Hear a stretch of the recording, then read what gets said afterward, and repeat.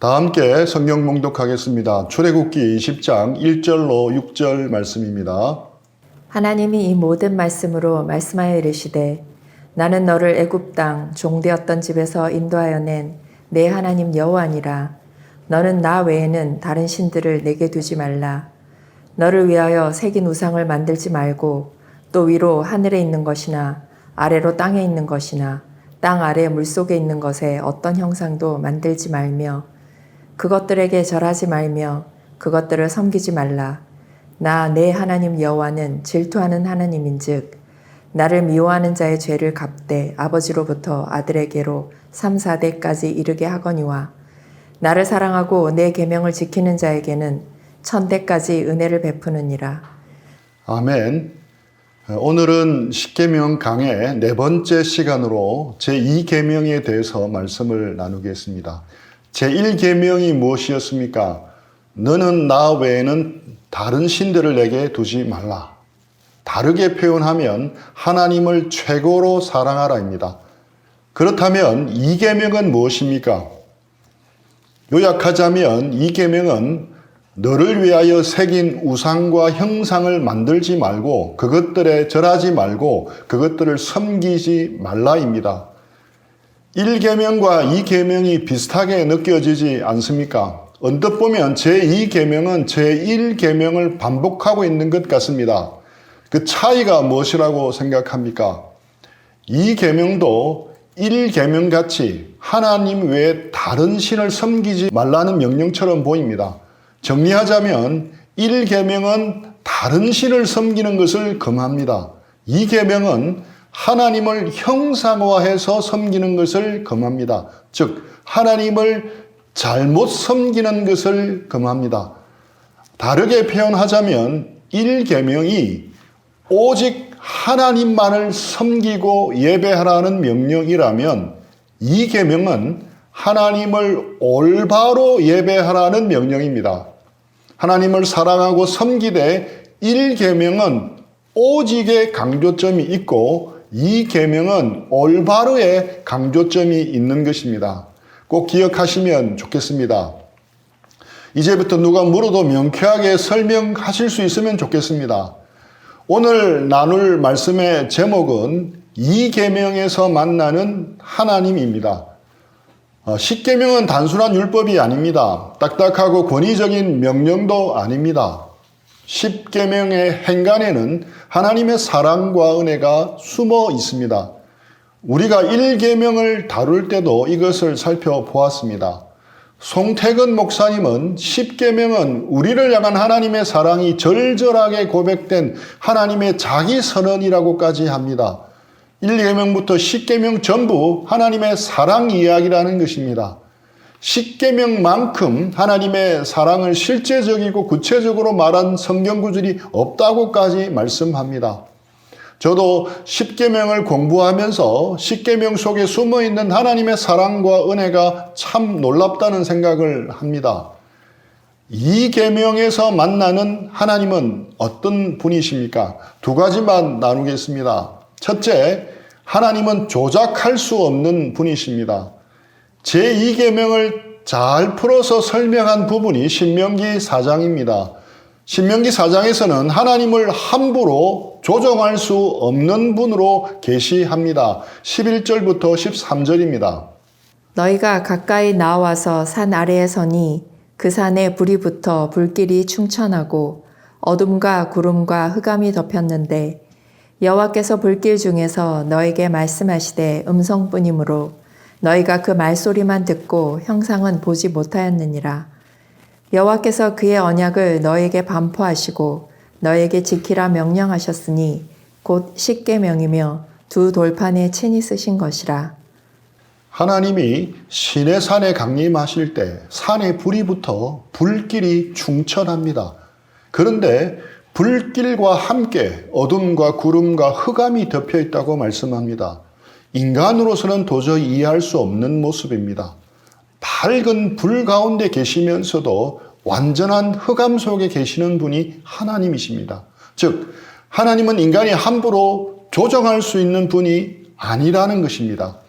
밝은 불 가운데서 말씀하시지만 동시에 흑암 가운데 거하시는 분인 하나님을 감히 어떻게 인간이 통제하거나 조정할 수 있겠습니까? 그렇다면 인간이 어떻게 하나님께 가까이 나아갈 수 있겠습니까? 은혜롭게도 하나님께서는 자신을 알리시고 자신에게 접근할 수 있는 길을 이스라엘 백성들에게 알려주셨습니다. 그 길은 우상의 형상으로가 아니라 오직 말씀을 통해서라는 점을 신명기 4장이 확실하게 보여줍니다. 12절 36절입니다. 여호와께서 불길 중에서 너에게 말씀하시되 음성뿐이므로 너희가 그 말소리만 듣고 형상은 보지 못하였느니라. 여호와께서 너를 교훈하시려고 하늘에서부터 그의 음성을 내게 듣게 하시며 땅에서는 그의 큰 불을 내게 보이시고 내가 불 가운데서 나오는 그의 말씀을 듣게 하셨느니라. 하나님은 우상의 형상이 아니라 오직 음성과 말씀을 통해서 자신을 계시한다고 분명하게 말씀합니다. 언약궤는 하나님이 그 위에 앉아 계신다고 여기는 하나님의 이동용 보좌입니다. 그래서 이스라엘의 언약궤 안에는 십계명이 기록된 돌판이 들어가는 것은 당연하다고 할 수 있습니다. 하나님이 앉아 계시는 보좌에는 어떤 가시적 형상도 들어가지 않습니다.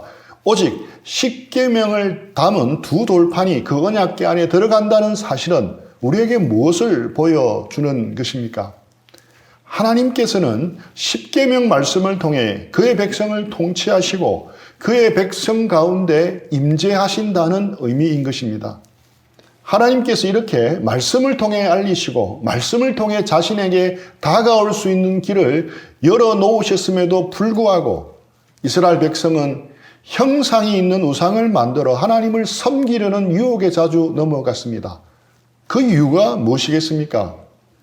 바로 하나님을 원하는 대로 조작하기 위해서입니다. 기독교와 다른 종교의 가장 큰 차이는 무엇이겠습니까? 여러 가지가 있겠지만 핵심은 주도권이 누구에게 있느냐입니다. 기독교는 주도권이 하나님께 있습니다. 하나님이 시작하시고 끝을 내십니다. 다른 종교는 어떻습니까? 그들의 신은 무엇 때문에 존재합니까? 우리가 계획하고 우리가 하고 싶은 일에 동원하기 위해 존재합니다. 가끔 그 신이 우리 일에 방해가 되기도 하기 때문에 재물을 들여 화를 누그러뜨립니다. 진노를 푸시고 고정하시옵소서라고 간청을 해야 합니다. 이사할 때 손 없는 나를 잡는 이유가 무엇입니까?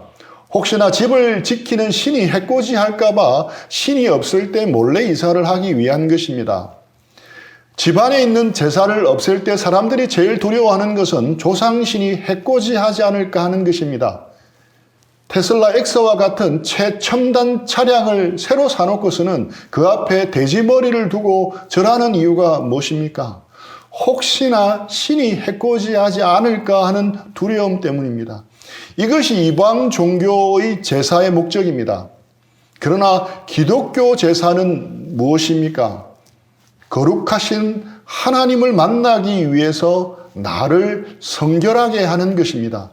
신의 분노를 풀기 위한 것이 아닙니다.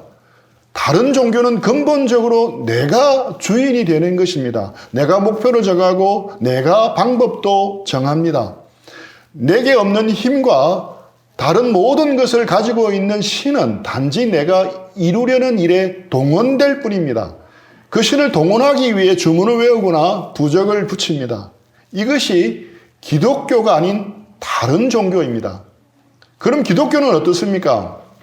하나님께 주도권이 있습니다. 하나님이 일을 하십니다. 그래서 기독교 신앙이 으뜸으로 강조하는 것은 선하신 하나님에 대한 신뢰, 사랑의 하나님에 대한 믿음입니다. 이것은 순종으로 드러나야 합니다. 자기 부인으로 드러나야 합니다. 이 차이를 분명히 알아야 제대로 된 신앙을 가질 수 있습니다. 우리 인간은 하고 싶은 것, 갖고 싶은 것, 성취하고 싶은 것이 무척 많습니다. 그런데 그럴 만한 힘이 없습니다. 반면 신에게는 우리에게 없는 힘과 능력이 있습니다. 이런 조건을 반영해서 나온 타 종교의 신관이 극적으로 드러나는 예가 있습니다. 바로 알라딘의 램프입니다. 램프를 문지르면 지니가 나타나서 주인을 극진히 섬깁니다. 누가 주인입니까? 어마어마한 덩치의 지니입니까? 아니면 소년 알라딘입니까? 알라딘이 주인입니다. 지니가 아무리 무시무시한 힘을 가졌다 해도 주인은 알라딘입니다. 알라딘이 램프를 문질러야만 지니는 능력을 발휘할 수 있습니다. 알라딘 손에 장악되어 있는 것입니다. 그야말로 내 손 안에 있소이다입니다. 우리가 하나님을 눈에 보이는 형상으로 만들면 하나님을 마음대로 부리려고 하는 주술 종교로 타락하게 됩니다. 마치 알라딘의 요술 램프와도 같은 것입니다. 지니의 매력은 두 가지입니다. 힘이 무지 세다는 것과 그럼에도 내 통제를 잘 따른다는 것입니다. 정말 매력적인 신인 것입니다. 하나님을 형상으로 만들려는 의도 안에는 지니와 같이 하나님을 마음대로 부리고 싶은 욕망이 숨어 있습니다. 리모컨 종교를 만들고 싶은 것입니다. 형상의 특징은 언제나 내가 원하는 때 만나러 갈 수 있습니다. 심지어 휴대도 가능합니다. 즉 신과의 만남을 통제할 수 있습니다. 휴대가 가능해서 그 신이 능력을 나타낼 자리마저 내가 정할 수 있다는 오만한 전제가 깔려 있습니다. 도대체 누가 주인이고 누가 종인지 헷갈리는 구도입니다. 성경에 이런 신앙에 대한 구체적인 예가 나옵니다. 바로 사무엘서 4장에 나오는 이야기로 엘리 시대의 이스라엘 백성의 태도가 꼭 그랬습니다. 하나님의 법궤를 휴대 가능한 하나님처럼 여겼습니다. 법궤를 들고 나가면 전쟁에 이길 줄 알았습니다. 이 모양새는 마치 신을 부리려는 주술 종교의 무당같이 보입니다. 알라딘의 요술 램프처럼 원하는 때, 원하는 곳에서 하나님의 능력을 조정하려고 했던 것입니다. 그런데 이것은 올바른 신앙이 아닙니다. 그래서 제2계명을 주셨습니다. 제2계명은 올바로 하나님을 섬기는 것을 가르치는 계명입니다. 참신앙은 기다림입니다. 참신앙의 중심에는 주술이 아니라 기다림이 있습니다. 주술이 능동이라면 기다림은 수동입니다. 기독교 신앙은 능동태가 아니라 수동태입니다. 내가 주어가 아닙니다. 하나님이 주어입니다. 하나님이 주어로서 모든 것을 주관합니다. 나는 문장 끝 바위 뒤에 숨어 있어야 합니다. 생략해도 됩니다. 이것이 기독교 신앙의 본질입니다. 참된 신앙의 기초입니다. 기독교 신앙은 내가 주어가 되어서 주술로 조작하는 것이 아닙니다. 조금은 답답하더라도 기다리는 것을 배우는 것입니다. 아브라함도 기다려야 했습니다. 믿음의 조상 아브라함의 믿음에서 두드러진 것이 무엇입니까? 기다릴 줄 아는 것이었습니다. 지치고 힘겨워도 기다리고 또 기다려야 했습니다. 신약교회의 탄생도 기다려야 했습니다. 성천하시는 주님이 제자들에게 주신 마지막 명령도 기다림이었습니다. 사도행전 1장 4절 말씀입니다. 사도와 함께 모이사 그들에게 분부하여 이르시되 예루살렘을 떠나지 말고 내게서 들은 바 아버지께서 약속하신 것을 기다리라. 주님이 정하신 장소에서 주님이 임하실 때까지 기다리고 또 기다렸습니다. 바로 그 수동적인 기다림 속에 구약 이스라엘이 탄생했고 거룩한 신약 교회가 탄생한 것입니다. 천박한 주술 종교는 기다림을 모릅니다. 내가 원하는 시간, 내가 원하는 장소에 신을 불러 올리려 합니다. 그때 주로 동원되는 것이 형상입니다. 모세를 기다리지 못한 이스라엘 백성이 금송아지 형상을 만든 것은 결코 우연이 아닙니다. 기다리지 못해서 형상을 만든 것입니다. 우리는 원하는 시간에 주님을 만나지 못해 안타까울 수는 있습니다. 하지만 그래야 주님이십니다. 내가 원하는 방식으로 응답받지 못했다고 힘들어할 필요는 없습니다. 그래야 하나님이십니다. 내 옹졸한 계획과 욕심을 언제나 그대로 채워주고 그것도 내가 원하는 시간에 착착 채워주는 신이라면 성경에서 말하는 하나님은 아닙니다.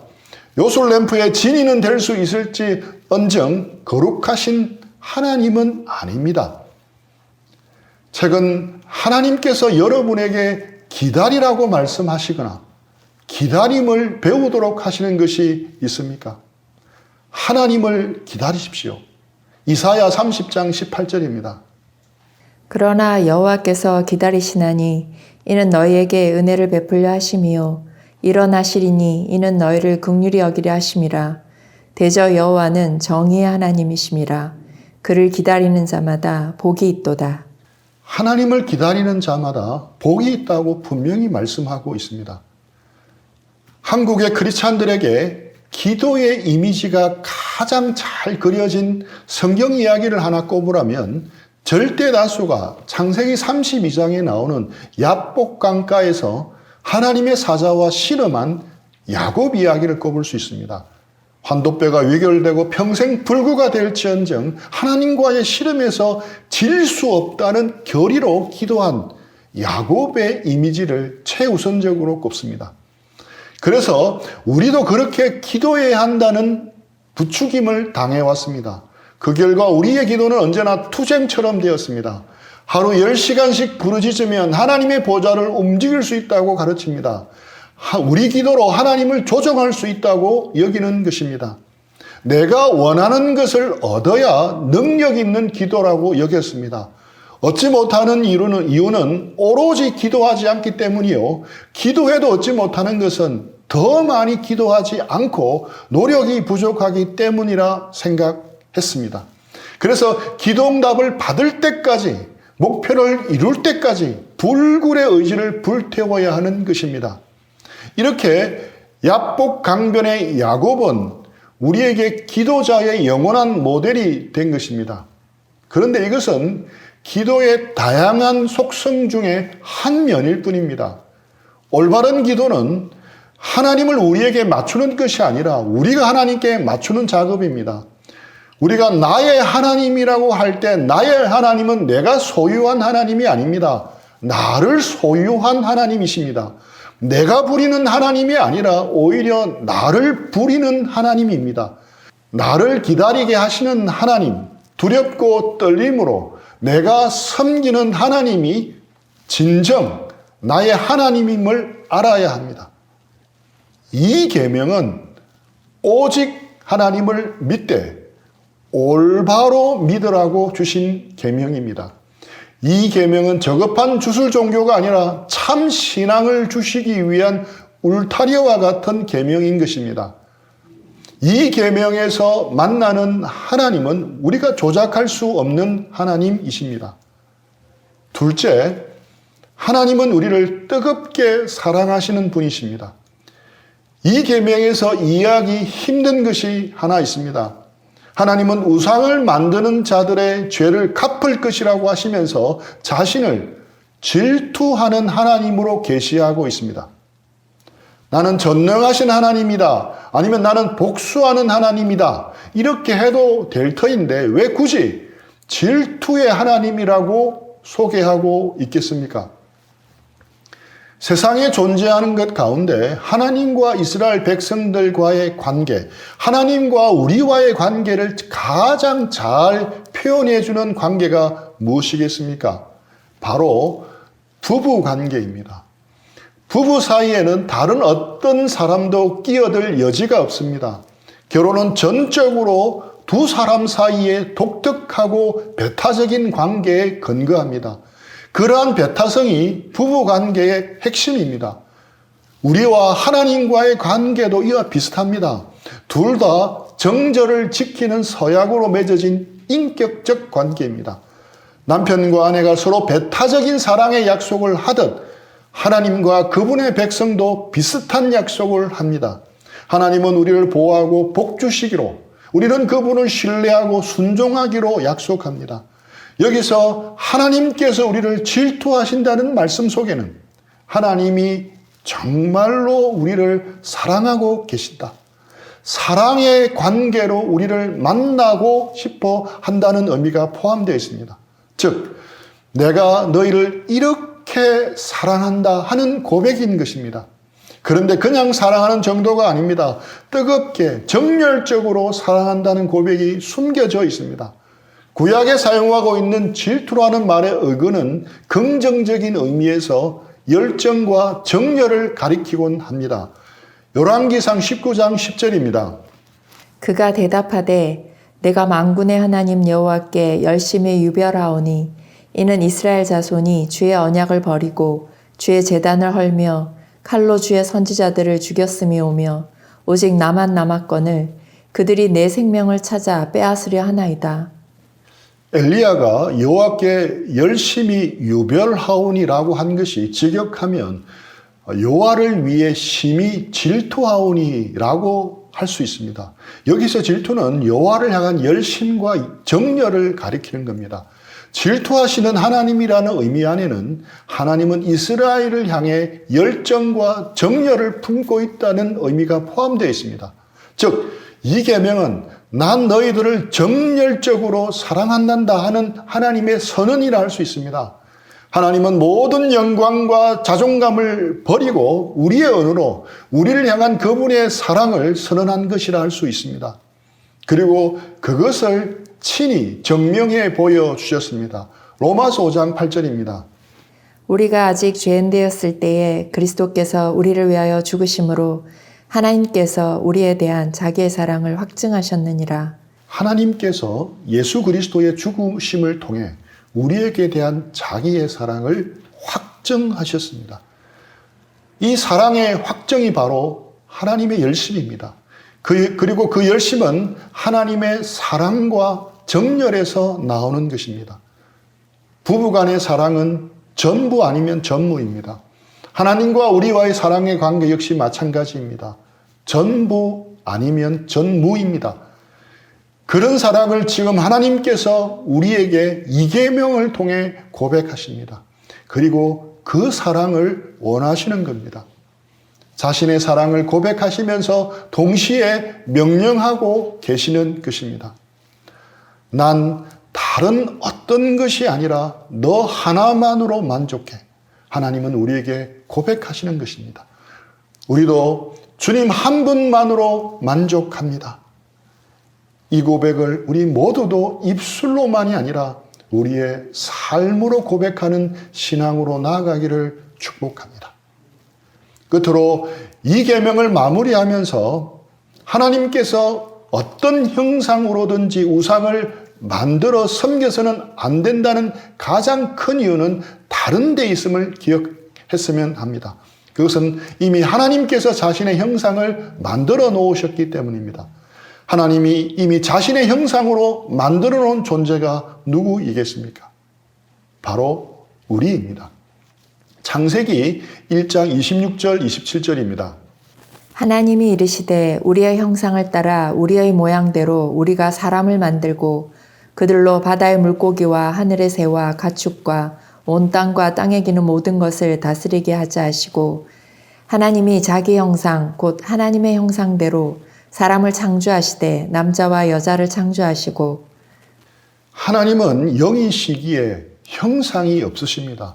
모든 피조물 가운데 인간만 유일하게 하나님의 형상으로 만드셨다는 것은 무슨 의미입니까? 인간을 보면 하나님이 누구인지 알 수 있게 인간을 하나님의 형상으로 창조하셨다는 의미입니다. 쉽게 설명해 보겠습니다. 우리가 하나님의 형상이라면 우리를 통해 사람들은 하나님을 만날 수 있어야 합니다. 우리가 하나님의 형상이라면 우리를 통해 사람들은 하나님의 말씀을 들을 수 있어야 합니다. 우리가 하나님의 형상이라면 우리를 통해 사람들은 하나님의 사랑을 경험할 수 있어야 합니다. 그런데 사람은 죄를 지어 타락했습니다. 그래서 드러내어야 할 하나님의 형상은 왜곡되고 변형되어 버렸습니다. 망가져 버렸습니다. 기독교 신앙은 회복입니다.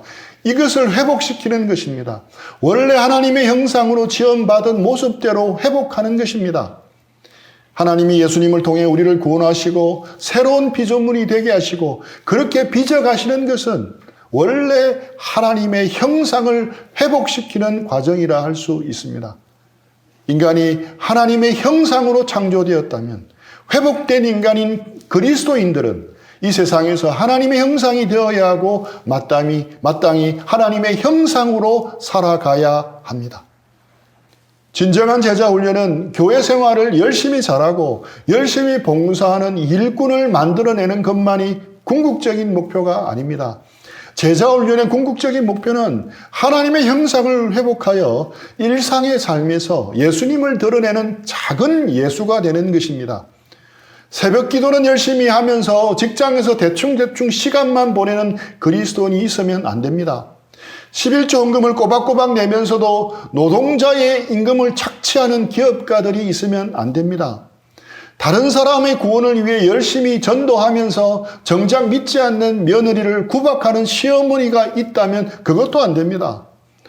또 주일에 대표 기도를 맡아 그리스도인의 사랑과 평화를 위해 기도하면서도 가정에서는 가족들에게 함부로 말해서 마음의 상처를 일으키는 그리스도인이 되어서는 안 됩니다.